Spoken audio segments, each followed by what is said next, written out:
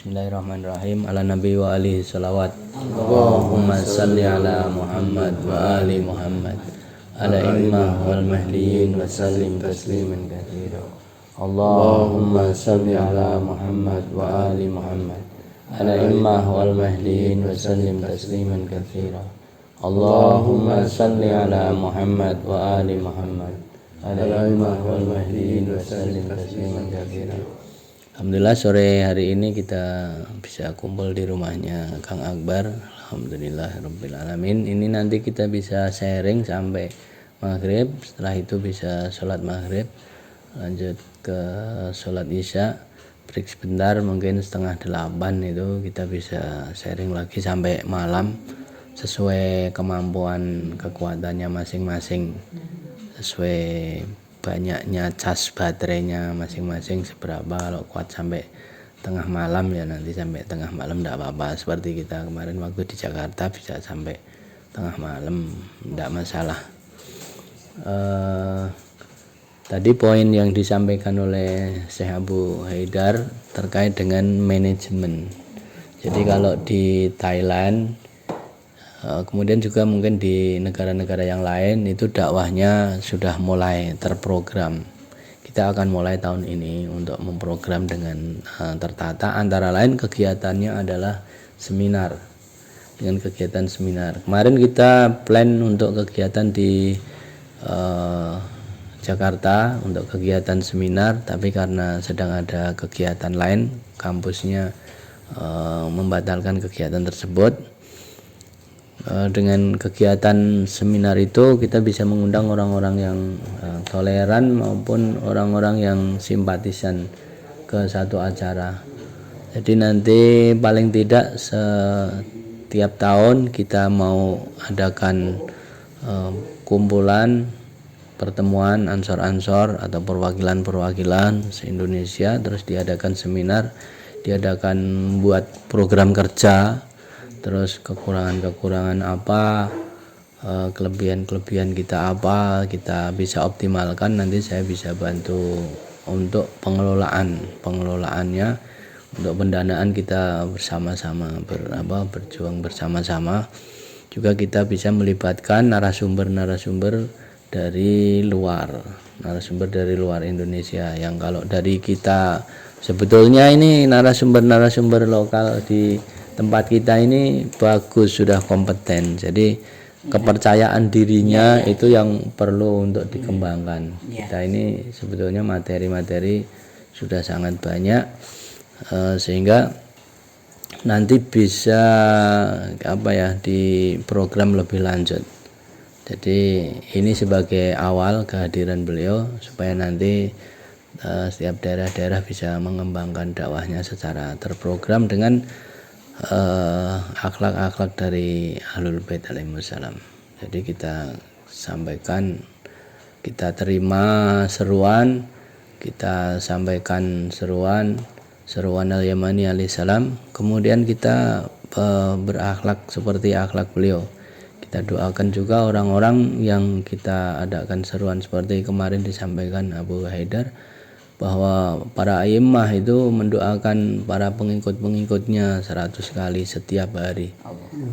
Para pengikutnya nggak tahu kalau mereka ini sama didoakan. Kita ini didoakan oleh Syekh Ahmad alaihissalam seperti anak-anaknya, seperti para pengikutnya itu memang seperti anak-anaknya. Kira itu sebagai pengantar juga penyemangat kita. Silakan nanti yang mau bertanya apa gitu, nanti kita bisa kembangkan menjadi bahan untuk dibahas.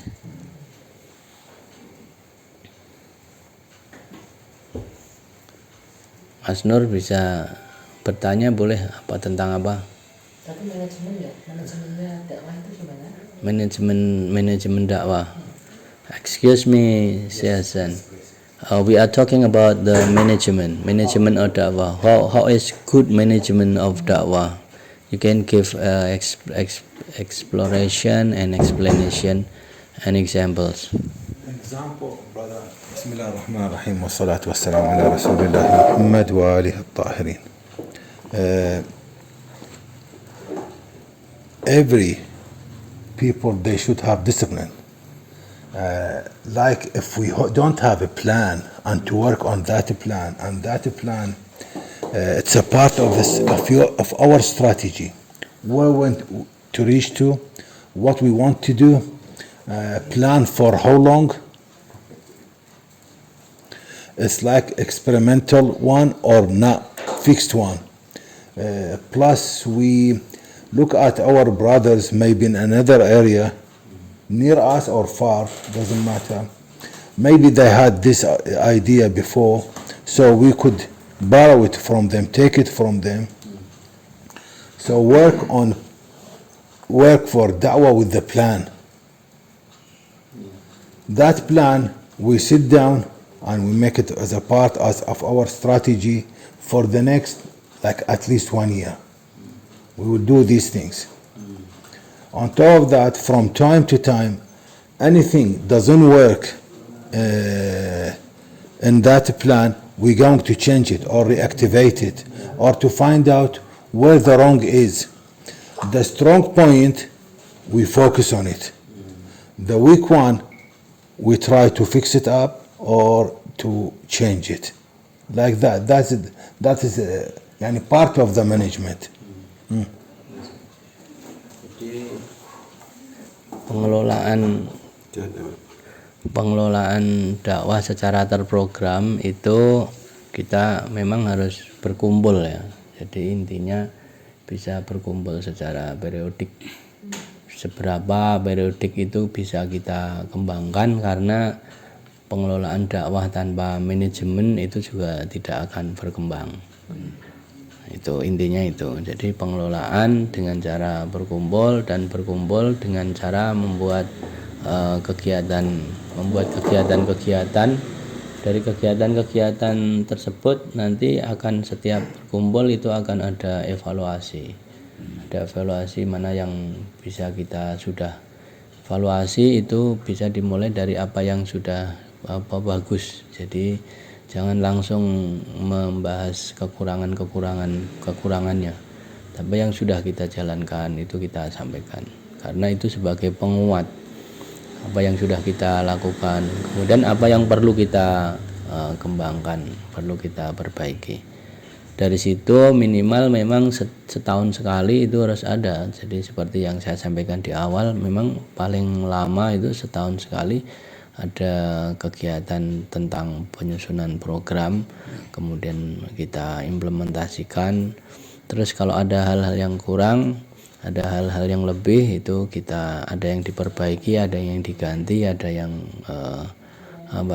mendapatkan atau mencari cara-cara yang baru. Di setiap itu pertemuan bisa di setiap daerah atau di setiap wilayah. Kalau saya kembangkan misalnya di Jawa Tengah itu ya, itu setiap minggu kedua adakan kajian kitab. Terus kemudian untuk minggu pertama adakan sholat Jumat. Dari 2 forum itu kita manfaatkan untuk pengembangan. Oh ternyata kita perlu silaturahmi ke teman-teman saya dulu ngaji, itu didatangi silaturahmi, sampaikan dakwah. Oh ternyata kita perlu untuk datang ke sana. Oh ternyata kita perlu buat panduan khusus yang simple untuk orang-orang yang mungkin nggak butuh banyak-banyak hujah. Jadi orang-orang yang mungkin butuh, oh ini penjelasannya begini, dia bisa terima seruan misalnya. Okay. Assalamualaikum warahmatullahi wabarakatuh. Kebetulan kami ini sudah tidak berkumpul bertahun-tahun. Kami sudah tidak mengadakan asyuro, kalau tidak salah 1 tahunan ya. Tidak mengadakan asyuro. Kita tidak melihat ke belakang apa yang pernah terjadi. Mudah-mudahan ini sedang dibenahi. Cuma ada kejadian di kita ini, ada 5 keluarga Ansor yang sekarang lepas di Bandung Barat. Kemarin masih 3 orang yang lepas, 2 bertahan. Ternyata sekarang sudah 5-5-nya. Terakhir saya mau berangkat dengan Ustadz Uhu ke sana, 2-duanya nggak aktif HP-nya. Berarti saya sudah seolah-olah tidak diterima lagi ke sana. 5 keluarga Ansor hilang.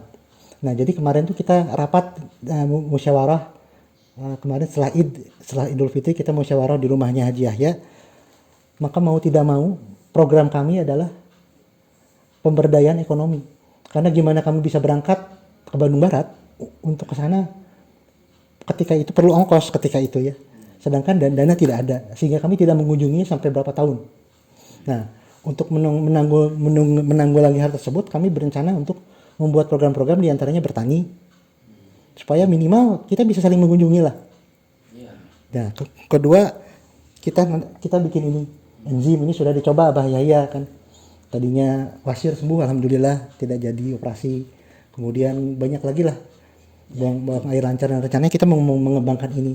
Karena dari usaha ini kita bisa berdakwah sebagaimana Rasulullah dulu yang memberi makan orang yang membenci dia dikasih makan. Untuk kasih makan itu kan minimal perlu uang gitu, sehingga dia berterima kasih dengan ini. Dan bagaimana teman-teman Mongol tuh yang bisa ikut ke Tanik itu kan dengan sering diajak makan seperti itu. Jadi artinya mungkin dakwahnya mungkin minimal internal, kita memperbaiki internal, dan itu butuh dana. Sehingga kami sepakat kita tidak berdakwah keluar. Bandung tidak berdakwah keluar. Apalagi dengan sekarang pemberitaan yang ini, dengan orang-orang wilayah fakih yang memperhatikan langkah-langkah kita tidak akan berdakwah keluar kecuali ke dalam, memperkuat di dalam. Nanti kalau mereka datang, nah itu yang kita kasih penjelasan, bukan kita memaksakan seminar, tetapi biarlah mereka datang, biar mereka yang mencari. Mungkin itu, ya. So in the first time of this time, Ansars in Bandung focusing on the economic of the Ansars, because there are some Ansars who were not be able to be found, to be contacted. It's some of them because of the economic problem. So they gathered the focus in just like making a new work to build the economy of the Ansars, as at least they can fulfill their basic needs like food, shelter, place, the clothes, and the transport fee for visiting among the Ansars. So to make ordination, they need the transportation, and to the transportation, it means need the money for them to go to visit and to make a summit, to make a meeting among the Ansars regularly, while monthly or 2 monthly or every 6 months, and at least every year they can gather. So would you suggest about what you call to building the economy? They make an enzyme, a good supplement for health, and they sell to make the economy of the Ansars work better. With the financial matters, as you know, Beit al-Mal is responsible about it. And I'm not in charge, I have no authority at all. Maybe Sayyid Sadiq Husseini or some other people in the Maktab, they have the decision, they are the decision makers, and they look after these things, and depends upon their abilities.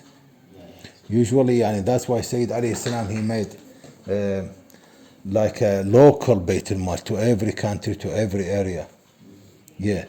So Beit al-Mal could give from the Khumus, from the Zakat, from the Salah, if there is a permission for that, from the Sadaqat.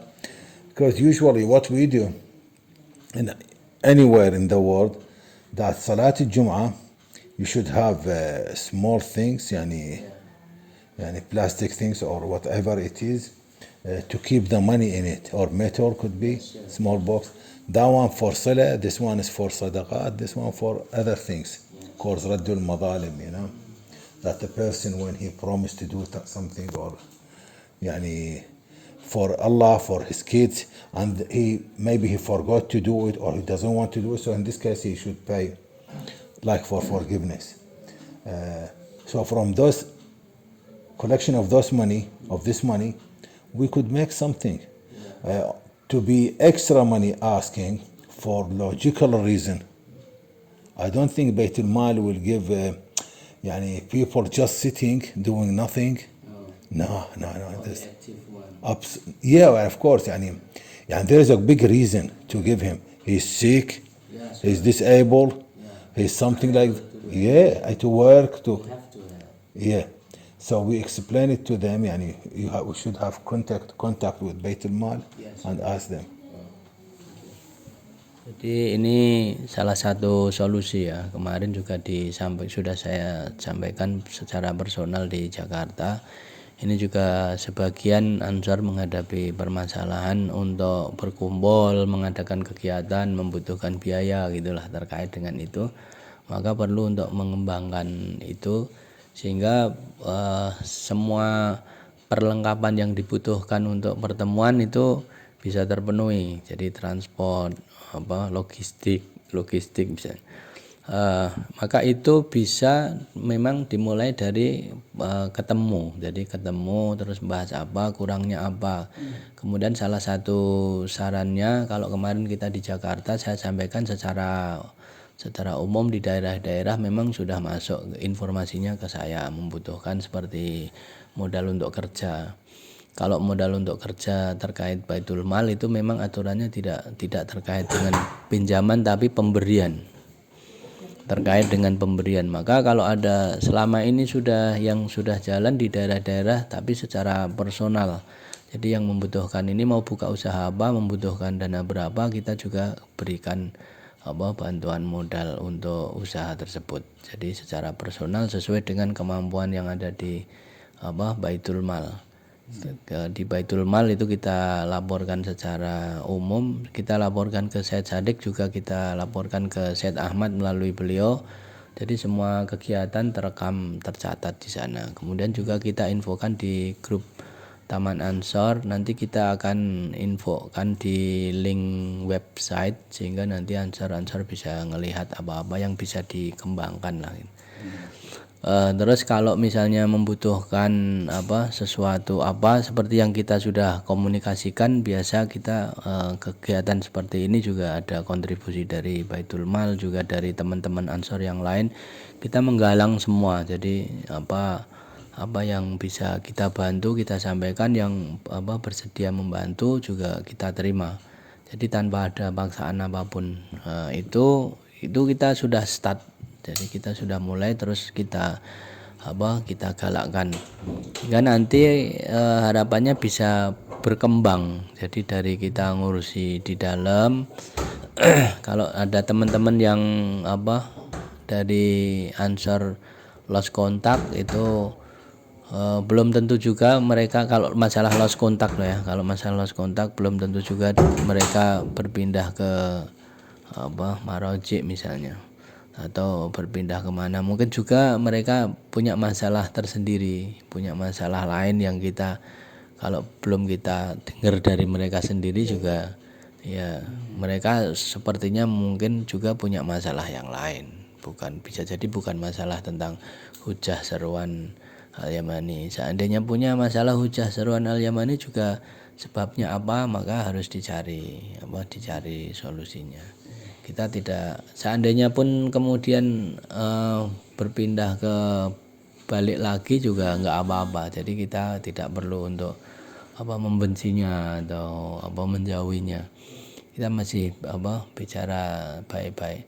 Seperti teman-teman yang di Jakarta itu, dengan ada sebagian Ansor beberapa Ansor yang pindah mengikuti Abdullah Hasyim, mereka juga masih komunikasi biasa-biasa aja, nggak apa-apa. Jadi tidak terjadi apa-apa. Hanya buktikan kalau terakhir pada komunikasi, apakah antum yang paling tertarik ke Abdullah Hasyim itu apa misalnya, itu ada yang tanya gitu kan, ngobrolnya juga masih biasa. Saya bisa akses ketemu sama Syed Ahmad karena dijanjikan. Sampai saat ini setelah 2-3 tahun ini ketemu enggak dengan Syed Ahmad? Enggak juga sih gitu. Sama aja, enggak ketemu gitu. Terus seperti apa kelanjutannya itu tetap ada komunikasi karena mereka bisa ketemu. Saya kira itu mungkin nanti itu bisa memberikan gambaran. Antum potong dulu biar pendek.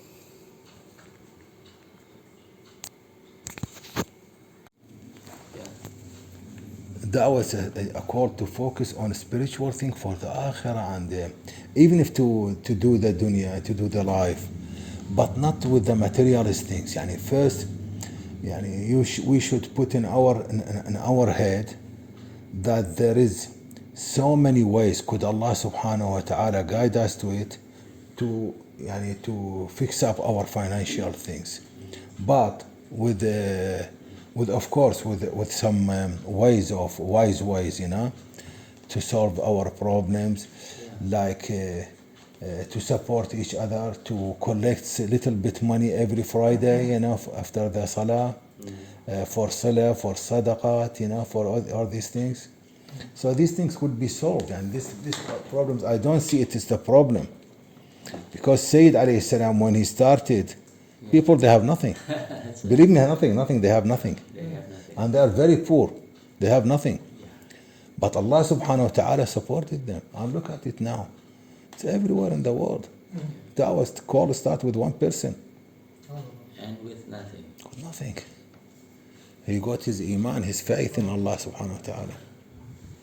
Jadi salah satu kegiatan yang bisa dikembangkan memang bertemu, berkumpul. Dari kegiatan yang kalau kita dulu sudah menjalankan perlu diaktifkan lagi. Kalau dulu istilahnya Jimbitan Ansor. Kalau di Solo Jimbitan Ansor. Jimbitan Ansor itu kalau setiap rumah punya kotak, terus sehari kalau kita punya 500 rupiah, 1000 rupiah kita sisihkan. Nanti setiap ada pertemuan, apakah pertemuan Jumatan sebulan sekali atau setiap minggu, atau pertemuan setiap bulan, itu ada yang terkumpul 3.000, 5.000, 10.000, ada berapa. Ada yang kebetulan ada rezeki banyak, itu ada 200.000. Jadi sesuai kadar keikhlasannya masing-masing. Kalau misalnya uang 500.000, 1.000 itu bagi kita juga nggak terlalu mengurangi budget, tapi program itu dijalankan ketika kumpul, kemudian dikumpulkan, ada bisa dikoordinir. Kalau itu di Jawa Tengah sampai sekarang jalan. Jadi untuk support kegiatan apapun kumpul itu sudah bisa jalan. Mungkin secara ekonomi juga mereka sudah lebih stabil gitu. Itu pun masih menjalankan. Maka bagaimana ansor-ansor juga digerakkan untuk itu, untuk mengurusi dan menyatukan kegiatan-kegiatan yang ada di tempat kita. Hal-hal positif yang selalu kita kembangkan. Beliau juga menyampaikan awal-awal Syed Ahmad berdakwah, beliau sendiri, dan yang menerima itu adalah para mustadafin, orang-orang yang nggak punya apa-apa, nggak punya harta benda. Kita jangan mengumpulkan harta untuk berdakwah, tapi berdakwahlah ketika kita membutuhkan sarana, maka sarana itu akan dihadirkan oleh Allah Subhanahu wa taala. Jadi kalau kita terlalu sibuk untuk bekerja dan mengurusi dunia, dakwah kita melambat atau malah berhenti, maka itu akan berefek tidak baik. Jadi bagaimana kita tetap berdakwah ke dalam, itu juga dakwah yang sangat penting. Berdakwah itu bukan keluar, jadi bukan harus keluar. Jadi ke dalam, kalau anjuran Siwo dulu itu memang dakwahlah ke dalam. Nanti kalau otomatis itu akan suatu saat akan saya ini perlu keluar. Jadi saya sudah perlu, bukan dipaksa. Jadi saya sudah perlu keluar. Saya perlu kunjungi teman saya di sana, sharing. Butuh apa? Butuh transport. Ini ada dananya. Ke sana butuh bawa makanan misalnya. Silahkan, ada yang beli untuk kita datangi ke ikhwan siapa. Ke sana bawa gula teh, bawa roti, bawa apa ke tempat seorang secara personal. Jadi belum kumpulkan massa. Secara personal datang silaturahmi, nggak usah melihat apapun respon dia, kita pulang silaturahmi baik-baik, kita datang dengan baik, kita pulang dengan baik. Itu sebagai langkah damai. Jadi dakwahnya, seruannya nggak pakai konfrontasi. Kalau memang nggak bisa komunikasi, ngobrol orangnya atau ustadznya, dia nentang, ya nggak usah bicara, karena dia udah menentang, apapun yang disampaikan juga akan ditentang kan. Bahkan penyampaiannya mungkin itu bisa kita doakan orang-orang tersebut dalam doa-doa dalam sholat kita. Kita sebut nama-nama orang-orang yang kita sayangi lah, ustadz sana kita sayangi, kita kasihi, kita doakan, kita hadirkan dalam doa-doa malam atau doa-doa dalam sholat kita. Saya kira itu sudah mulai bergerak dengan apa yang dulu Syed Ahmad lakukan dengan orang-orang yang mustadhafin. Waktu itu juga ada sebagian yang keluar juga mencabut bai'ahnya, itu juga ada. Kemudian datang lagi orang yang berbai'ah. Beliau pernah ada orang yang mau berbai'ah nggak mau juga, nggak semua diterima orang mau berbai'ah itu, karena itu ujian. Jadi sebagai ujian yang bisa jadi berulang. Ujian berulang. Ada orang yang berbai'ah kemudian tidak meneruskan, itu juga banyak ya waktu itu. Sekarang dakwah seruan dari Syed Ahmad itu sudah ada di hampir seluruh dunia.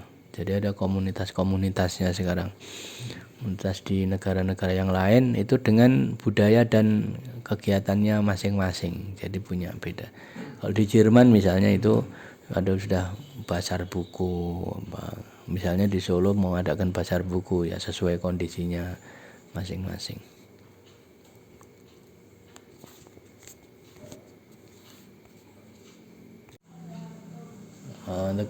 The question is which one is poor people or rich people dealing with the support the call of Al-Yamani? Which one is important? Which one is important for us? This is first question. It's very important, brotherly. We help each other. The rich people, they should give more to support the poor. So that's where we could balance the matters. Our first priority, of course, to spread da'wah to the people. But spread it with what? With the plan, with guidance, with wisdom, and with good dealing in financial management. This financial management, of course, relies on the people. Yani Islamically, or even if the government in any part of this world, they rely more on the people by getting tax, by getting something from them, right? In Islam, the Khalifa of Allah subhanahu wa ta'ala telling the people, and this is the truth, that you don't look always for the money, yani, and this is not our target. It comes by itself when there is a taqwa, when there is really yani, good intention in the heart to spread da'wah. With that one, of course, Allah subhanahu wa ta'ala will give us a reasons and to make money or to correct ourselves or to get better life. Yeah, but the first priority, we should think, how I'm going to spread da'wah to the people. That يعني the taklif, the priority of taklif, how I'm going to spread da'wah, how I'm going to work for Qa'im alayhi salam. Is it that one depends on financial matters or my spiritual and good intention to support him? For the money, it comes by itself. How? This is Allah subhanahu wa ta'ala yani, will take care of it. But doesn't mean you don't have to think to correct your financial way. Yeah, but Allah subhanahu wa ta'ala will make you, yani, makes maybe the other people look at you and help you out. But in the meantime, the rich people, they are responsible too. To put their hand in a pocket and to give, to the poor. And we should help each other. Inshallah, we reach to the point where everything will be fine, inshallah.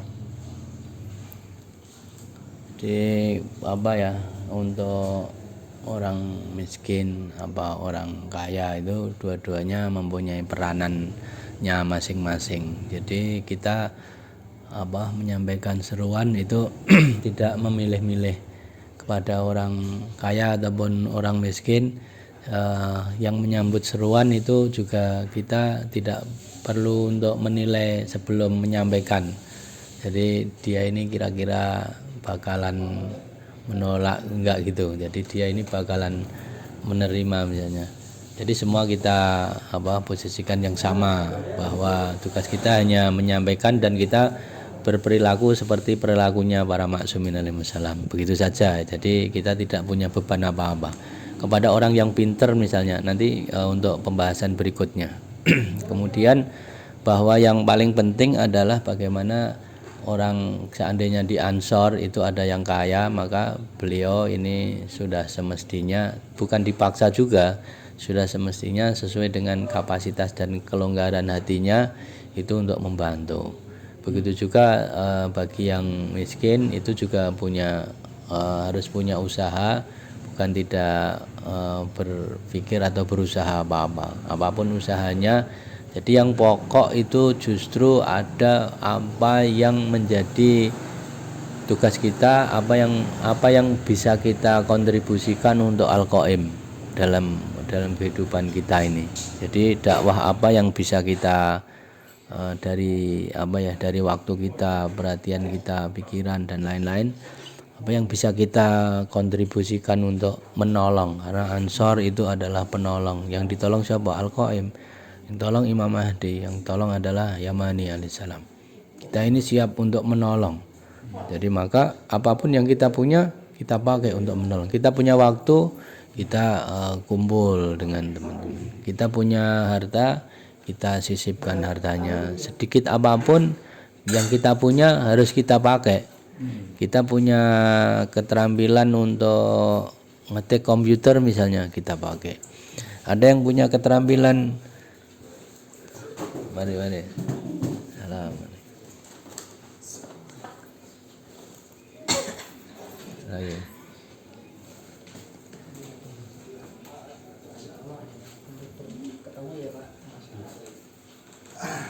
Ini teman.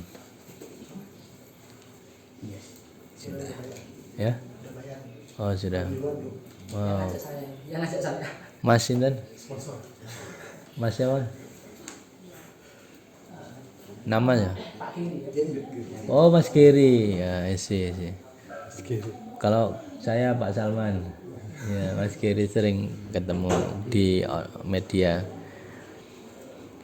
Jadi bagaimana kita itu menyisihkan dari waktu kita, ilmu-ilmu yang sudah kita punya, kesempatan yang kita punya untuk menolong seruan dakwah. Sebetulnya menolong ini adalah kebutuhan kita. Kita ini butuh kepada Al-Qaim, butuh kepada Imam Mahdi, butuh kepada Said Ahmad Al-Hasan Al-Yamani alaihissalam. Dengan cara apa? Dengan cara menolong seruan-seruannya. Dengan apa yang setiap Ansar punyai itu beda-beda. Misalnya Abah U'uk punya keterampilan nerjemahkan, sudah banyak yang beliau terjemahkan. Ada yang punya keterampilan untuk bikin video misalnya kayak Pak Edi ini. Beliau fokus untuk merekam, bikin audio, kemudian di-share di YouTube. Ini punya kontribusinya masing-masing. Ada Pak Nur misalnya bisa nerjemahkan. Ini juga kita akan sampaikan kepada beliau untuk bisa menerjemahkan. Ada yang bisa ngoreksi. Kan nggak semua sesuai bidangnya masing-masing. Ada yang tadi punya harta lebih, dia akan mengkontribusikan untuk kegiatan membantu pada yang membutuhkan. Yang membutuhkan itu apa? Jadi jangan fokus pada kerja nyari membangun ekonomi baru mengerjakan dakwah. Tapi kerjakanlah dakwah, maka kebutuhan dakwah itu akan Allah SWT penuhi. Jadi itu kalau kita keliru juga kita perlu memperbaiki. Jadi sekecil apapun dakwah, komunikasi apapun, maka minimal ada grup WA atau ada grup khusus yang ada di daerah, atau mungkin ada grup khusus lagi tentang bahas apa, ini lagi ada apa, perlu apa, bagaimana solusinya, itu kan akan terus bergerak. Maka ketika 1, 2, 3, 4 bergerak terus menerus, itu akan mendapatkan pertolongan, kemudahan. Bahwa nanti di dalam dakwah itu ada tantangan-tantangan, jangan berharap bahwa dakwah itu akan enak. Jadi dakwah itu selalu akan mendapatkan tantangan-tantangan, dan tantangan itu ya kita atasi. Hal-hal yang tidak kita atasi, kita minta tolong kepada sesama ansor, kita berdoa pada Allah Subhanahu wa taala. Another question is about education. What happened here in Bandung, around Bandung, the people who have high education, like many ustad, they know more about hadith, know more about Quran, but most of them, when they do dakwah, they spread the call of Yamani alayhi salam, they reject it. But the people who have not good education, the village people, most village people, when they do not know much Quran, know many hadith, but most they accept the call. They accept the call. What happened to this, and what is the education in Al-Yamani alayhi salam? Well, as everybody knows, the knowledge of Yamani alayhi salam is very wide, and the quality it's from Allah subhanahu wa ta'ala. So from infinity God, there is no doubt about it. Now, how we could get educated people, that depends upon us and the volunteer people who they want to get education. So it's two parts: the people who they know the knowledge, and the other people who they want really to learn voluntarily. As a volunteers, they want to learn. So if we get these people who they want to learn, I believe we will get through the group, people will start teaching them. Unless there is some people here, they start teaching them, say, 2 or 3 times a week. For the educated people from the other side, from the fuqaha, is it you mean? Yeah. They reject because they think that following the fuqaha leads them to the right path. So now if we show them that their way is totally wrong, they are going the wrong direction, where curriculum of Ali Muhammad is alayhi salam, maybe they will stop, maybe they will rethink again. The wise person will start to rethink about his matters, which is it maybe all of us, we could do big mistakes in our life, that we, like for example, people in non-Muslim, they been non-Muslims as a human being for generations. His grandfather, all they are non-Muslims. Suddenly you see him or you see her to rethink again. Why I am going the way where my grandparents and my parents, they follow it? It's totally wrong. Then sit down and start searching, start reading, and they will change their direction to convert to Islam, to convert to the right Islam, not any Islam by name, Islam of Ali Muhammad alayhi salam. When we spread the call to such ustad, and then they are educated people, but most of them reject, do not accept the call. What do they have to do? Okay. In this case, if I spread da'wah to the one who is more educated than me, right? Yes. So in this case, I invite him to give him a book to read. Because personally, I can't carry the knowledge, which is it could answer all his questions. but the book will answer his questions, will make him يعني Whether they think. he went seriously or not, it depends on them. On them, exactly. So if not the book, if we if we write some conclusions of da'wah in some matters, in taqleed, in believing how should we recognize Khalifatullah, and these principles, and we give it to him as a beginning, he will read them definitely with the proofs from Ali Muhammad alayhim salam, from their curriculum, of Ali Muhammad, salamullah alayhim. Maybe he will pay attention to it. If not one, maybe not the first one, maybe the second one. A lot of people I know as Arab people, some of them mujtahideen, some of them they have books, they are writers, and they are about 82 years old. One day, second day, he died. He believed he make bay'ah, few days, and he died. He passed away. He's big alim in Hawza.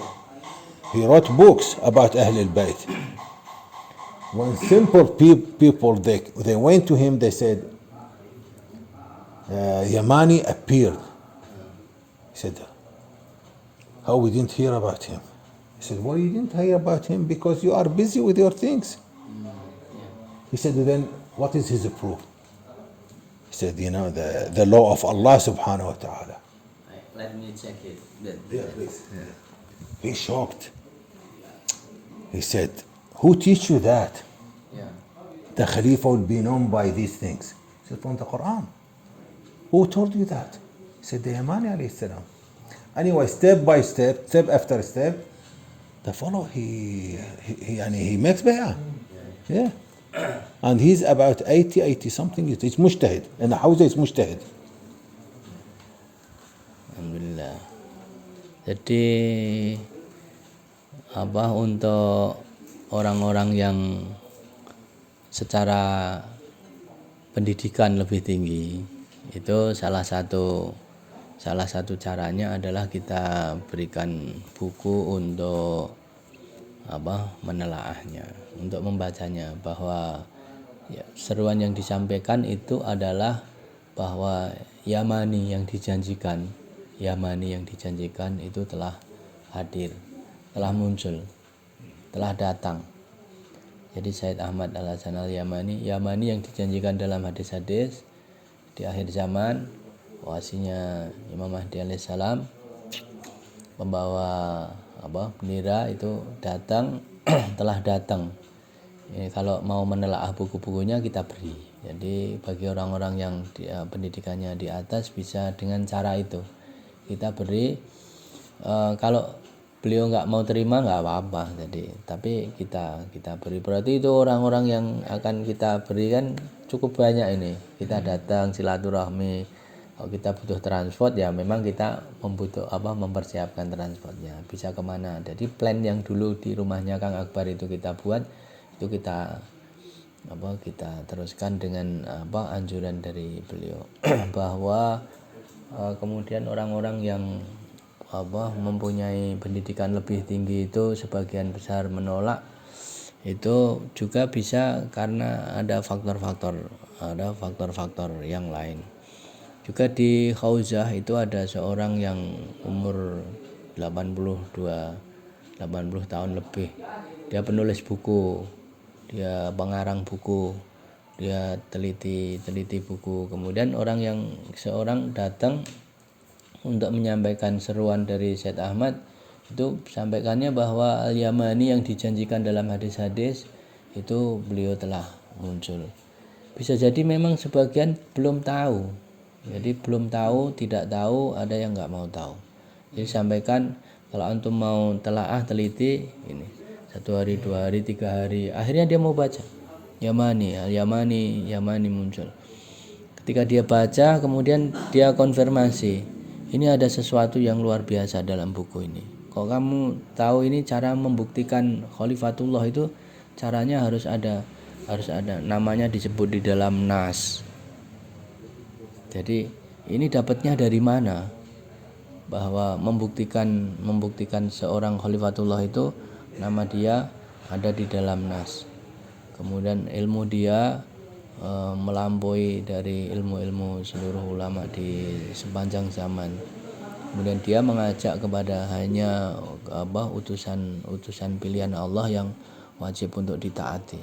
Ini ilmu ini dari mana antum belajar? Ini yang diberi buku itu tanya sama yang ngasih buku, dipanggil kan itu. Kemudian ini ilmu yang ada di dalam kitab-kitab ini adalah ilmu dari beliau sendiri, ilmu dari Yamani. Akan ada ulama-ulama yang seperti itu ada. Jadi mau meneliti, mau menelaah misalnya. Mau meneliti, mau menelaah. Maka setelah itu panggilan ruhnya, panggilan jiwanya, panggilan kehidupannya nggak bisa nggak menerima. Jadi namanya ada ilmunya. Ilmu seperti ini bukan ilmunya orang berpikir, tapi ilmu pemberian langsung dari Allah Subhanahu wa taala. Akhirnya lah berbaiat. 2-3 hari beliau meninggal. Maka proses orang berbaiat, proses orang menerima itu sesuai dengan masing-masing zamannya.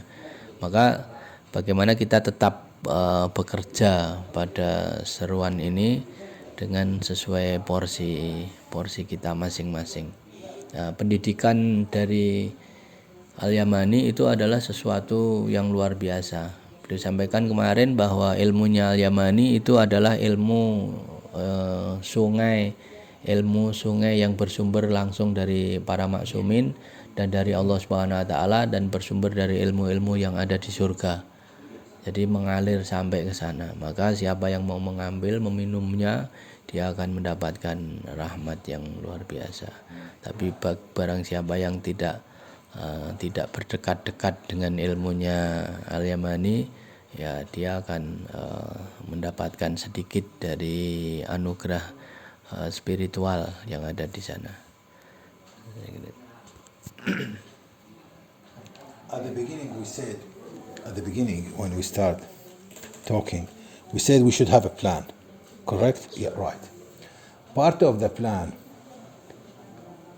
the one who knows about the da'wah more than other brothers should give time from himself after discussing with them when they are free. After Salat al-Jum'ah, Saturday night, how many times a week, how long. This is part of the plan. Sit down and teach them. And usually the mukhalifin, the fuqaha or followers, they ask the same questions. Their questioners is just the same all around the world. How Yamani he came? Is he like that? He is like this? Who is his this? You know, their questions is very similar, if not exactly the same. So if we get these questions in Arabic and translate it to local language, then study the answer.